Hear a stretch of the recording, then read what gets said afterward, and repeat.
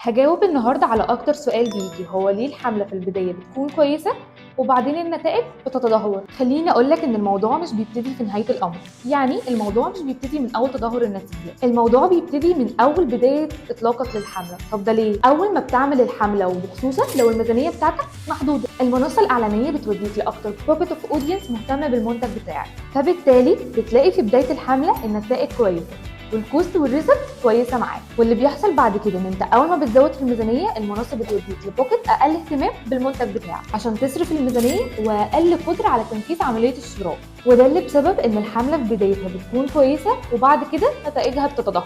طب وعشان اتفادى المشكله دي اعمل ايه؟ اول حاجه تعمل اودز جديده بشكل مستمر. مش قصدي ان اول ما الكامبين معاك او الاودز تتدهور ان انت تقفلها، لا، اديها الوقت بتاعها، ولكن خلي دايما عندك اودست جديده ومتنوعه. وتاني حاجه ان انت تبدا الاودست بتاعتك بميزانيه متوسطه، ولا كبيره قوي ولا صغيره قوي. ما تنساش تعمل فولو وشير للفيديو عشان يوصلك كل جديد.